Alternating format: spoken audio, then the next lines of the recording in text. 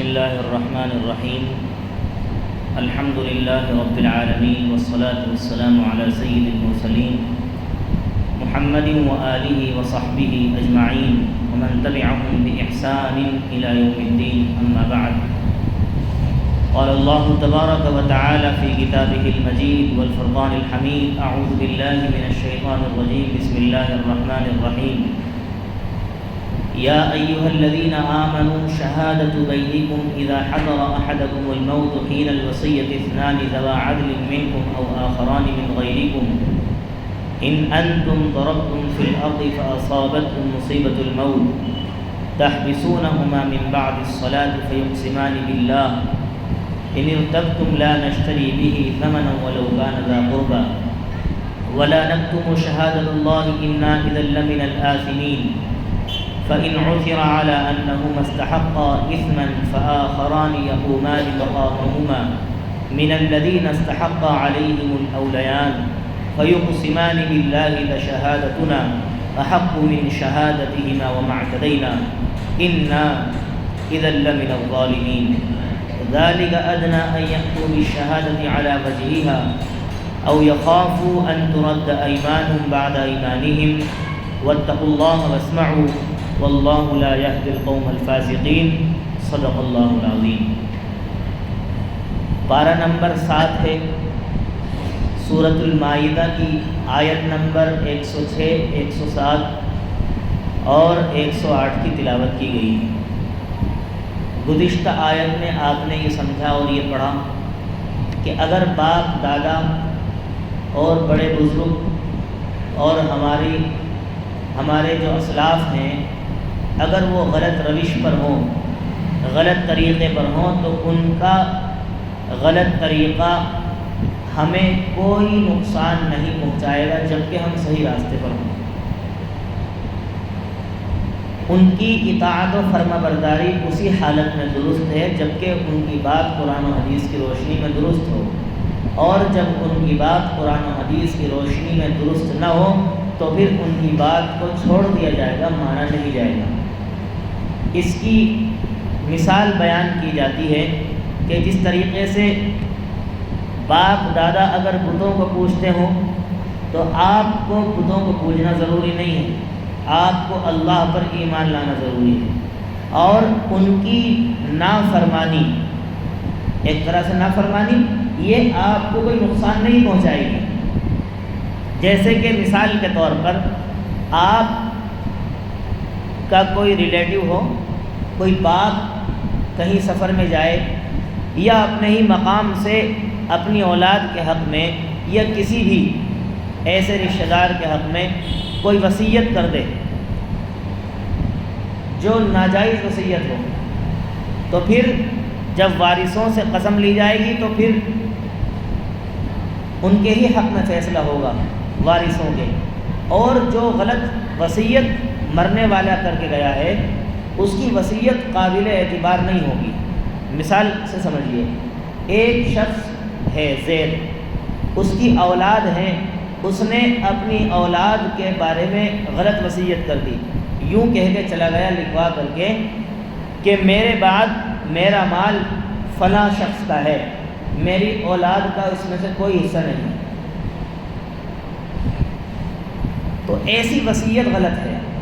یا اور کوئی وصیت کر جائے تو اس کی وصیت تب درست ہوگی جب وہ قرآن و حدیث کی روشنی میں صحیح بیٹھتی ہوگی. اگر قرآن و حدیث کی روشنی میں درست نہیں ہے تو وصیت بھی درست نہیں ہے. اسی طریقے سے جب کوئی نبی اللہ تعالیٰ دنیا میں بھیجتے ہیں اور نبی ان کو کہتے ہیں کہ تم یہ غلط چیزیں چھوڑ دو اور بتوں کی پوجا کو چھوڑ دو، تو وہ نبی کو ٹکا سا جواب دیتے اور کہتے ہیں کہ ہم نے تو اپنے باپ دادوں کو اسی طریقے پر پایا ہے کہ وہ مورتی کی پوجا کرتے تھے. اگر وہ اللہ کے نبی کی بات مان لیں تو ان کا کیا بگڑ جاتا، ان کا فائدہ ہی ہوتا. کیونکہ اللہ تعالیٰ جب نبیوں سے قیامت کے دن سوال کریں گے کہ تم نے اپنی قوم کو پیغام پہنچایا، تمہاری قوم نے تمہاری بات کا جواب کیا دیا؟ نبی کہہ دیں گے کہ آپ سب جانتے ہیں اللہ تعالیٰ، ہم نے کتنا پیغام پہنچایا اور لوگوں نے ہمیں کیا جواب دیا آپ بخوبی جانتے ہیں. اس لیے وہاں نبیوں کی غلطی نہیں نکلے گی، یہ کہا جائے گا کہ یہ قوم ہی غلط تھی۔ اسی طریقے سے حضرت عیسیٰ علیہ السلام بنی اسرائیل کے آخری نبی ہیں، بنی اسرائیل کے آخری نبی ہیں۔ انہوں نے بھی اپنی قوم کی اصلاح کرنے کی کوشش کی اور قوم کو دعوت دی، اور دعوت ہی نہیں دی بلکہ قوم کو بہت سارے معجزات بھی دکھائے، میریکلز، یعنی حیران کر دینے والی چیزیں جن کا سائنٹیفک تجزیہ نہ کیا جا سکے، عقل جس کو قبول نہ کرے اس کو کہتے ہیں معجزہ۔ مثال کے طور پر میں یہاں بیٹھے بیٹھے یہ بتا دوں کہ آپ کی جیب میں اتنے روپے ہیں، آپ کو تعجب ہوگا؟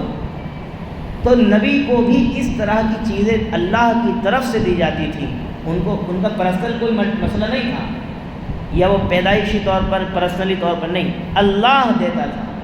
ایسے ہی نبی کوئی ایسی بات بتاتے ہیں جو غیب سے مراد آئندہ، غیب کا مطلب نہیں سمجھتے لوگ، غیب سے مراد ہے چھپی ہوئی بات، غیب سے مراد ہے چھپی ہوئی بات۔ بھائی دو چیزیں ہیں، ایک ہوتا ہے غائب اور ایک ہوتا ہے حاضر، ایک ہوتا ہے غائب ایک حاضر۔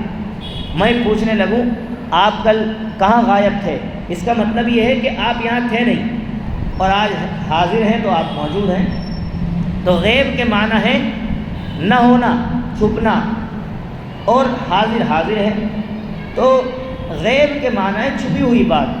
تو نبی نے بہت ساری باتیں ایسی بتائی ہیں جو آئندہ چل کر ہوئی ہیں ایسی، جیسا کہ بہت ساری پیشین گوئی دی کہ ایک زمانہ ایسا آئے گا کہ وہاں لوگ جو ہے اپنے ماں باپ سے زیادہ دوستوں کی عزت کریں گے۔ ایک زمانہ ایسا آئے گا گانے بجانے کے جو آلات ہیں، انسٹرومنٹس ہیں، ان کو گھروں میں رکھا جائے گا سجا سجا کر شو پیس میں۔ اور ایک زمانہ ایسا بھی آئے گا گانے بجانے والوں کی عزت کی جائے گی، علماء کی عزت نہیں ہوگی۔ یہ زمانہ ایسا آ گیا۔ تو کیا نبی عالم الغیب ہیں؟ ہرگز نہیں، عالم الغیب ذات صرف اللہ کی۔ یہ باتیں انہوں نے بتائی کیسے؟ اللہ نے وحی کے ذریعے ان کو پہنچائی۔ اے میرے نبی آپ لوگوں سے ایسا کہیے۔ آپ نے فرمایا تھا میرا یہ نواسا حسن رضی اللہ عنہ، یہ میرا نواسا دو قوم کے درمیان صلح کرائے گا۔ ایسا ہوا؟ حضرت حسین کے بارے میں پیشین گوئی دی، آپ بھی کربلا کے میدان میں شہید ہوئے۔ یہ ساری باتیں غیب کی ہیں، لیکن یہ وحی کے ذریعے سے آپ کو بتائی گئی ہیں۔ پرٹیکولرلی یہ ایسا نہیں کہ آپ پہلے سے جانتے تھے، کیونکہ قرآن میں کہا ہے کہ نبی ہم جو آپ کو بتاتے ہیں وہی آپ جانتے ہیں۔ جو نبی کو اللہ بتاتا ہے وہی نبی جانتے ہیں، اپنی طرف سے نہیں جانتے۔ یہی فرق ہے اللہ اور نبی کا۔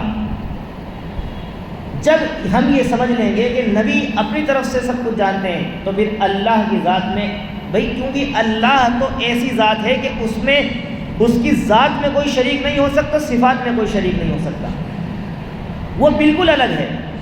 نبی دنیا میں سب سے افضل البشر، سب سے افضل ہیں، لیکن آپ اللہ کے درجے پر نہیں ہو سکتے۔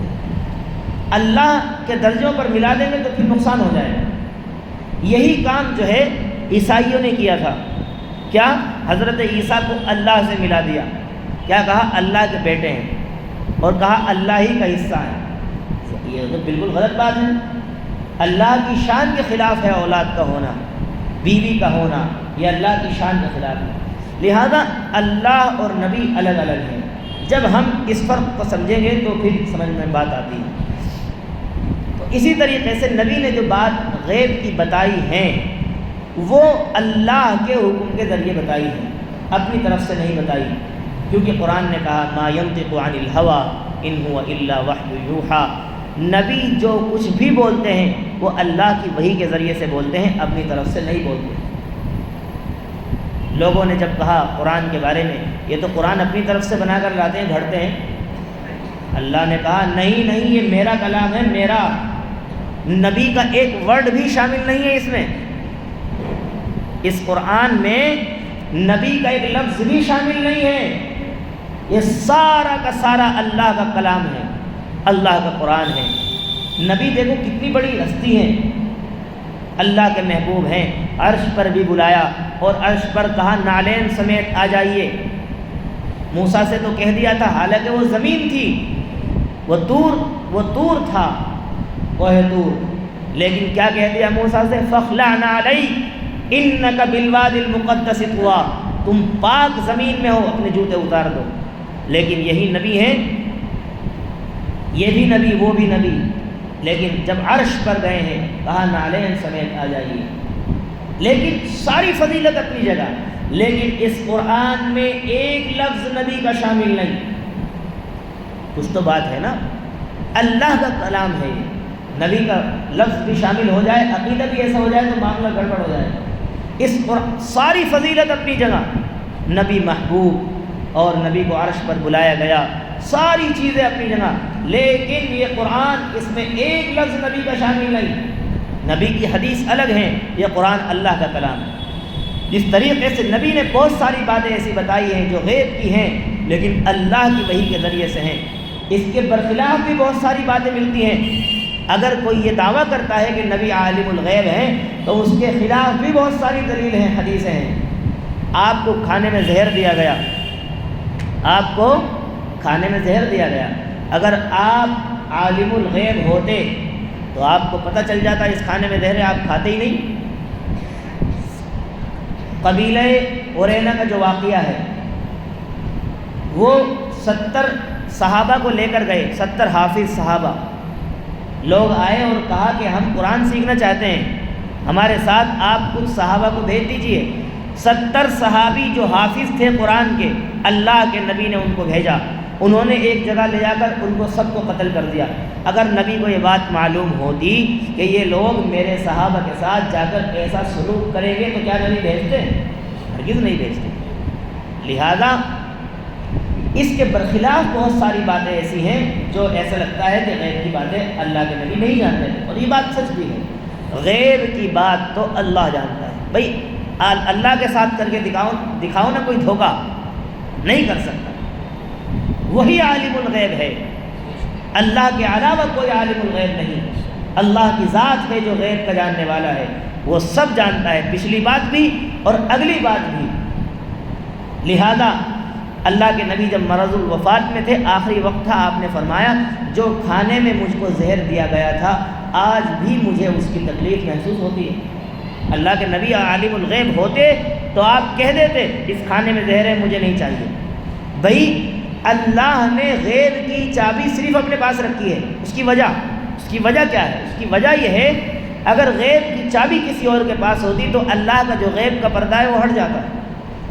میں جمعے میں بھی بتا رہا تھا، کبھی کبھی آپ کچھ برا کرتے ہیں کسی کے ساتھ، ہینڈ ٹو ہینڈ اس کا اثر آپ کے ساتھ ہو جاتا ہے کہیں نہ کہیں کسی بھی طریقے سے، لیکن بعض دفعہ آپ ککرم کرتے چلے جا رہے ہیں، کچھ بھی نہیں ہو رہا۔ کیا مطلب ہے اس بات کا؟ اس بات کا مطلب یہ ہے اللہ نے غیب کا جو پردہ ڈالا ہوا ہے اس کو ہٹانا نہیں چاہتے، ورنہ کوئی آدمی مثال کے طور پر شراب پیے اور شراب کی بوتل اٹھاتے ہی اس کے ہاتھ پر پیرالائسس ہو جائے، فالج مار جائے، لقوہ مار جائے تو کوئی پیے گا شراب؟ نہیں پیے گا۔ ایک آدمی گالی دینے لگے، گالی دیتے ہی اس کی زبان پر فالج مار جائے، کوئی گالی دے گا؟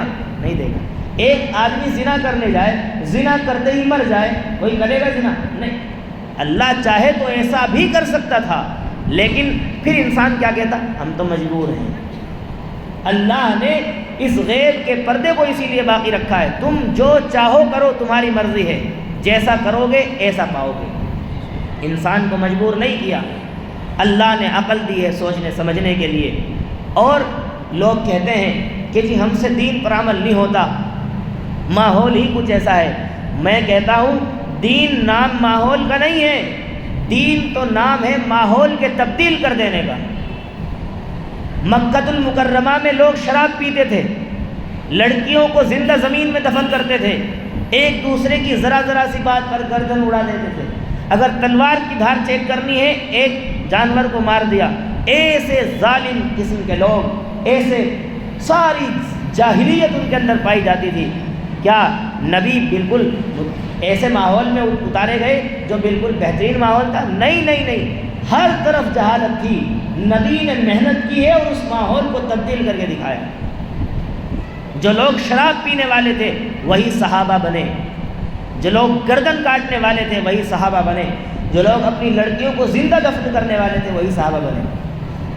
ماحول میں رنگنے کا نام دین نہیں ہے، ماحول کو چینج کرنے کا نام دین ہے، اسی کو تو۔ اور جب ماحول کو چینج کریں گے تو پھر نقصان ہوگا، پھر بہت ساری باتیں بھی سننی پڑے گی، لوگوں کے طعنے بھی سننے پڑیں گے۔ ایسے نہیں، ایک انسان داڑھی رکھتا ہے، بعض دفعہ گھر میں کہہ دیتے ہیں کیا رکھ لی تم نے، برے لگ رہے ہو، کبھی بیوی بھی کہہ دیتی ہے، کبھی ماں باپ بھی سب چیز برداشت کرنی پڑے گی۔ لیکن ایک بات یاد رکھیے، مارتے ہوئے کا ہاتھ پکڑ سکتے ہیں، بولنے والے کی زبان نہیں پکڑی جا سکتی۔ اس لیے ایک رب کو راضی کرو، سب لوگ راضی ہو جائیں گے، اور سب کو راضی کرو گے، رب کو ناراض کرو گے تو رب بھی ناراض رہے گا، وہ لوگ بھی ناراض ہو جائیں گے۔ ایک رب کو راضی کرو، کیونکہ دلوں سارے انسانوں کے دل رحمان کی 2 انگلیوں کے درمیان ہے، وہ جب چاہے جس کو دل کو چاہے پلٹ سکتا ہے، جس کے دل میں چاہے نفرت ڈال سکتا ہے اور جس کے دل میں چاہے محبت ڈال سکتا ہے۔ اس لیے ایک رب کو راضی کرو، ساری دنیا ناراض ہو جائے کوئی پرواہ نہیں ہونی چاہیے، لیکن ایک رب اگر ناراض ہو گیا تو پھر ساری دنیا تمہیں کوئی فائدہ نہیں پہنچا سکتی۔ لہذا ہمیں چاہیے کہ ہم جو ہے نبی علیہ السلام کی بات پر عمل کریں۔ میں یہ بات عرض کر رہا تھا کہ جب حضرت عیسیٰ علیہ السلام نے ان کی اصلاح کرنے کی کوشش کی اور ان کو معجزات دکھائے، کیسے معجزات؟ مٹی کا پرندہ بنایا اور یوں کہہ دیا قم بإذن اللہ، فوراً جو ہے وہ اڑ چلا، اللہ کے حکم سے اڑ جا، اڑ گیا۔ کوئی کوڑی ہے جس کو کوڑ کا مرض ہے، اس پر اللہ کا نام لے کر ہاتھ پھیر دیا اور صحیح ہو گیا۔ کیا یہ ان کا پرسنل مسئلہ تھا؟ نہیں، اللہ نے ان کو یہ صفت دی تھی۔ کیوں؟ تاکہ جو لوگ یہ کہیں کہ تم نبی نہیں ہو، تم تو ہمارے جیسے ایک سادھارن انسان ہو، ہمارے جیسے ایک عام آدمی ہو، تو یہ معجزات ان کو دکھائے جاتے ہیں تاکہ وہ سمجھیں کہ یہ جب کچھ عجیب چیز دکھا رہا ہے جو دماغ میں سمجھ میں آنے والی چیز نہیں ہے تو واقعتاً یہ اللہ کا نبی ہے۔ اللہ کے نبی سے ابو جہل نے کہا اگر تم نبی ہو تو بتاؤ میرے ہاتھ میں کیا ہے۔ اللہ کے نبی نے صرف یہ نہیں بتایا ہاتھ میں کیا ہے، بلکہ وہ جو ہاتھ میں تھا نا اسی سے کلمہ پڑھوا دیا۔ مٹھی میں جو کنکریاں تھیں انہوں نے کہا اشہد ان لا الہ الا اللہ واشہد ان محمدا عبدہ ورسولہ۔ یہی تو نبی کے معجزات ہیں۔ یہ معجزات کیوں؟ تاکہ انسان جب ان معجزات کو دیکھے تو پھر دین پر آئے۔ لیکن ابو جہل معجزات دیکھنے کے باوجود بھی ایمان نہیں لایا اور کہہ دیا یہ تو جادوگر ہیں۔ میں نے کہا نا مارتے ہوئے کا ہاتھ پکڑ لو، بولتے ہوئے کی زبان پکڑی نہیں جا سکتی۔ جب بھائی تم نے خود چیلنج کیا میرے ہاتھ میں کیا چیز ہے بتاؤ، اور جب بتا دیا کلمہ اسی نے پڑھ دیا کنکری نے، تو اب تو ایمان لانا چاہیے تھا نا، لیکن نہیں لایا، اسی لیے پھر ابو جہل لقب دیا گیا۔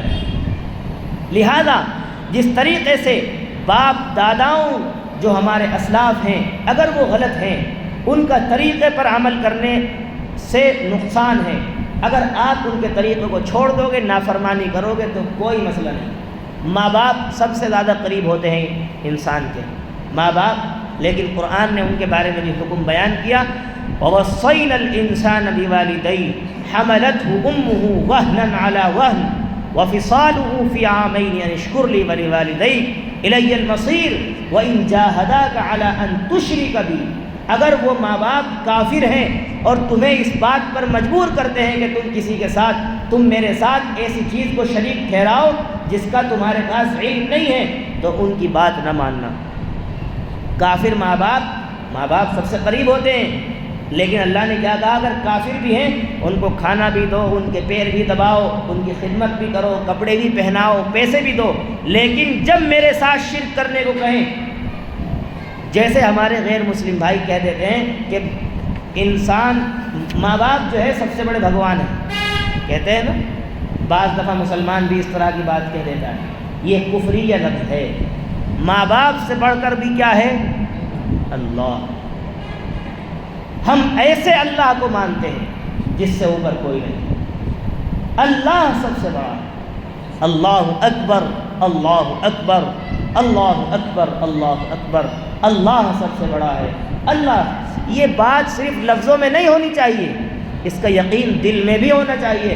ہاں سب سے بڑا اللہ ہے، مودی یوگی کچھ نہیں کر سکتے، یہ حکومتیں کچھ نہیں بگاڑ سکتی، اللہ ہے۔ میں کہتا ہوں آپ کو توپ کے منہ پر باندھ دیا جائے، ایک لمحے کے لیے بھی یہ مت سوچنا اللہ کے علاوہ کوئی ہے جو مار سکتا ہے۔ اللہ ہی ہے جو ہمارا پالنہار ہے، وہی جب موت دے گا تبھی موت آئے گی، ورنہ انسان کے چیتھڑے کر دیے جائیں تب بھی مر نہیں سکتا۔ بعض دفعہ انسان یوں کھڑا ہوا ہے، یوں گر گیا، گرتے ہی مر گیا، اور کبھی کبھی 6 گولیاں سینے میں لگی ہیں لیکن پھر بھی زندہ گھوم رہا ہے۔ کیا ہے یہ اللہ کے قدرت کے مظاہر ہیں، یہ حیران کر دینے والے معجزات ہیں۔ اللہ اپنی قدرت دکھاتا ہے کبھی کبھی۔ یہ زمین یعنی اس کا جو ڈائیمیٹر ہے 24,000 میل کا ہے، لیکن یہ زمین فی گھنٹہ 1,000 میل کی اسپیڈ سے گھومتی ہے۔ آپ گاڑی بیٹھتے ہیں 150 کلومیٹر پرتی گھنٹہ، 100 کلومیٹر 120، زیادہ سے زیادہ 150 بہت زیادہ ہو جاتی ہے۔ یہ زمین گھوم رہی ہے 1,000 میل پرتی گھنٹہ کے حساب سے۔ 1,000 میل بہت زیادہ ہوتا ہے، لیکن کسی کو پتہ چل رہا ہے زمین گھوم رہی ہے، بالکل شانتی سے سکون سے بیٹھے ہوئے ہیں۔ اور اس زمین میں ذرا سا زلزلہ آئے کیا ہوتا ہے؟ سب گھروں سے باہر بھاگ جاتے ہیں۔ کیا ہوتا ہے؟ اللہ اپنی قدرت دکھاتا ہے، بندو زیادہ تیز نہ چلو، تمہاری لگام میرے ہی ہاتھ میں ہے، میں جب چاہوں تمہیں ختم کر سکتا ہوں۔ یہ زلزلے اس لیے یہ جو رسومات ہیں، تفسیر تو آج کی جو آیت پڑھی ہے وہ جو ہے اس کے ضمن میں بہت ساری باتیں آ گئیں، کام کی باتیں ہیں، اللہ تعالیٰ جو ہے زبان سے نکلوا دیتا ہے۔ لہذا درس کیا ہے، سبق کیا ہے؟ ان سب چیزوں کو سننے کے بعد جن رسومات میں ہم پڑے ہوئے ہیں، الجھے ہوئے ہیں، اور یوں کہہ دیتے ہیں کہ جی معاشرہ سماج ہے، نکلا نہیں جاتا ان چیزوں سے۔ بس ایک بات یاد رکھو، ہمارے حضرت سنا رہے تھے واقعہ کہ ایک شخص نے اپنی بچی کا رشتہ کسی نیک صالح نوجوان سے کیا، خوبصورت نوجوان سے کیا، اور اپنی بچی کو اتنا جہیز دیا اور یوں کہہ دیا جس گاڑی میں آؤ گے اس کی چھت پر یہ سامان نہیں جا سکے گا، الگ سے ایک بہت بڑا ٹرک لانا، کیونکہ میں نے اپنی بچی کا تحفہ دیا، کچھ زیادہ ہی کر دیا۔ اب وہ ایک بہت بڑا ٹرک سے لے کر آئے، اب اس نے جو ہے سارا سامان اس میں رکھ دیا اور کہا کہ اتنا سامان دیا ہے، ہر ضرورت کی چیز ہے، انگلی رکھنے کی جگہ نہیں۔ اب جب چل رہے تھے تو پکے روڈ سے کچے روڈ پر جب گاڑی کا پہیہ اترا تو زمین جو کھیت کا پانی تھا وہ سڑک پر آ رہا تھا، تو زمین کچھ جو ہے نرم تھی، پہیہ دھس گیا۔ اب بہت کوشش، جتنا ایکسیلیٹر دیا جا رہا ہے وہ دھستا جا رہا ہے۔ کسی نے کہا بھائی ایسا کرو، اس کو تھوڑی سی مٹی اٹھا کر یہاں ڈالو، ہم بھی محنت لگائیں گے، پھر جو ہے نکل جائے گا۔ کہا پھاوڑا تو ہمارے پاس ہے نہیں۔ کہا بھائی یہ سامان لڑکی والے نے دیا ہے بہت سارا، اسی میں دیکھ لو پھاوڑا ہوگا۔ اب جب تلاش کیا گیا تو وہاں پھاوڑا نہیں ہے، تو کسی کہنے والے نے کہا اس نے جب پھاوڑا نہیں دیا تو کیا دیا اس نے؟ یہی بات ہے، بات کرنے والے کی زبان نہیں پکڑ سکتے آپ، مارنے والے کا ہاتھ پکڑ سکتے ہیں۔ لہذا اللہ کو راضی کیجئے۔ میں کہتا ہوں آپ سے، لوگ اس دنیا میں کتنے اچھے اچھے کام کر رہے ہیں، اس پر بھی ہمارے حضرت نے ایک شادی کارڈ چھپوایا ہے نمونے کے طور پر۔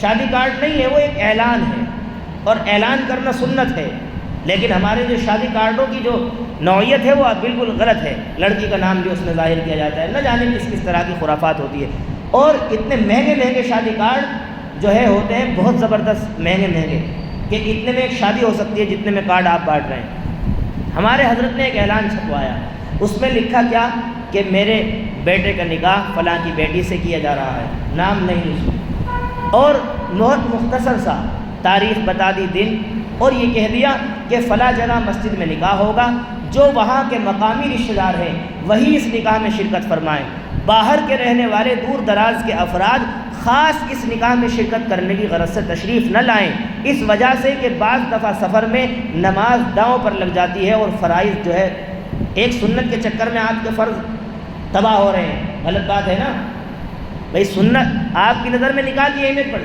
ایسے ہی جیسے چل رہا ہے، کیسے ایک جنازہ ہو جائے 200-400 آدمی جنازے کی نماز پڑھیں گے اور فرض نماز نہیں پڑھتے، یہ تو فرض کفایہ ہے، اس میں آپ اہمیت دے رہے ہیں، جو 5 وقت کی فرض ہے اس کی اہمیت نہیں ہے۔ بالکل ایسے کسی کی شادی ہو، عشاء کے بعد 2 نفل پڑھنے آئے گا شکرانے کی، اور عشاء کے فرض پڑھے نہیں بھائی صاحب نے، کہاں کا انصاف ہے؟ کل کوئی تھا یہاں عشاء کے بعد 2 رکعت پڑھ رہا تھا نفل شکرانے کی؟ فرض پڑھے نہیں۔ سوال یہ ہے کہ جو فرض ہے، جو اللہ نے فرض کیا ہے، وہ آپ پڑھ نہیں رہے ہو، 2 رکعت نفل پڑھ رہے ہو، یہ الوجیکل بات ہے۔ فرض ضروری ہیں۔ اسی طریقے سے آپ ایک سنت کے لیے اپنے فرضوں کو داؤ پر نہیں لگا سکتے۔ اور حضرت نے فرمایا مسجد میں نکاح ہوگا، وہیں سے شیرین لے کر رخصت ہو جائیں، کھانے پینے کا کوئی انتظام نہیں۔ اس پر بھی آبجیکشن اٹھا دیا لوگوں نے تو بہت ساروں کہ دیکھو کنجوسی دکھا رہے ہیں۔ تو کہنے والے آپ کتنا ہی اچھا کر لو، کہنے والے کا منہ بند نہیں کر سکتے۔ وہ فرماتے ہیں بمبئی میں ایک بہت بڑے بزرگ ہیں، انہوں نے اپنی بچی کا رشتہ کیا، اور جب لڑکی کے والد آئے کہنے لگے کہ جی ہاں مسجد میں نکاح ہوگا اور ہماری طرف سے 50-100 آدمی آئیں گے۔ انہوں نے کہا ٹھیک ہے لائیے، اور لیکن مسجد سے آئیں، مسجد سے رخصت ہو جائیں۔ وہ مہمان آپ کے ہیں، میرے نہیں ہیں، میرے مہمان آپ ہیں، آپ کا لڑکا ہے، وہ نہیں ہے مہمان۔ بھئی آپ کے 1 لاکھ ملنے جلنے والے، میرے پہ ٹھیکہ ہے کیا اس بات کا؟ کیا مطلب ہے بچی کے والد کے اوپر دباؤ بنانا؟ ایسا کھانا کھانا جس میں سامنے والے کا دل خوش نہ ہو، ایسے کھانوں سے دل مردہ ہوتا ہے۔ کسی آپ کو وہ زبردستی تو کھلا رہا ہے، کون خوشی سے کھلاتا ہے؟ یہ 250-250 500 1,000 آدمیوں کی بارات لے کر جایا جاتا ہے، کیا مطلب ہے لے جانے کا؟ اللہ نے تو مرد کو مکلف بنایا ہے، اسی لیے مہر بھی مرد پر رکھی، کھانا بھی مرد پر رکھا، بیوی کی رہائش کا انتظام بھی مرد پر رکھا، ہر چیز مرد پر ہے، عورت کو کسی چیز کا مکلف نہیں بنایا۔ لیکن افسوس کی بات ہے کہ اسی طریقے سے اظہار کیا جاتا ہے۔ جب جو میڈیٹر ہوتے ہیں نا بچولیا، انہوں نے ناز زیادہ کر رکھا ہے، پوچھتے جی کوئی مانگ وغیرہ تو نہیں ہے ان کی؟ کہتے جی لڑکے کی کوئی مانگ نہیں ہے، لڑکے کے باپ کی بھی کوئی مانگ نہیں ہے، ہاں جو لڑکے کی دادی ہے وہ یہ چاہتی ہے کہ میرا پوتا بلٹ پر بیٹھے۔ کیا بہترین لوجک ہے! لڑکے کی کوئی مانگ نہیں، لڑکے کے باپ کی کوئی مانگ نہیں، لیکن جو لڑکے کی دادی ہے وہ چاہتی ہے کہ میرا پوتا بلٹ پر بیٹھے، حالانکہ اس بوڑھی عورت کو یہ نہیں پتا کہ بلٹ میں کتنا وزن ہوتا ہے۔ لیکن دیکھو چالاکیاں کہاں سے کہاں۔ اس طریقے سے یہ سب غلط ہے۔ رسومات سے نکلیے، سادگی کے مطابق سنت کے مطابق شادی کیجیے۔ لوگ کہنے والے کہتے رہیں گے، وہ تمہاری قبر میں نہیں سوئیں گے، تمہیں اپنی قبر میں تنہا سونا ہے، اپنے کیے کا حساب خود دینا ہے۔ اس اللہ کی طرف کیوں نظر نہیں کرتے؟ ایسے لوگوں کی طرف کیوں ہماری نظر چلی جاتی ہے؟ محلے والے کیا کہیں گے، سماج والے کیا کہیں گے، پڑوس، ارے سب کہتے ہیں، کہتے رہنے دو، ایک اللہ کو راضی کرو۔ جب اللہ راضی رہے گا یہ بھی راضی رہیں گے، اور اللہ ناراض ہو جائے گا تو یہ آٹومیٹکلی ناراض ہو جائے گی۔ لہذا اللہ سے دعا کیجئے اللہ تعالی ہمیں سادگی کے ساتھ سنت کے مطابق اپنی شادی بیاہوں کو انجام دینے کی توفیق عطا فرمائے، اور تمام رسومات کا ہمارے سماج و معاشرے سے خاتمہ فرمائے، اور ہر کام کو سنت کے مطابق انجام دینے کی توفیق عطا فرمائے۔ آمین وآخر دعوانا الحمدللہ۔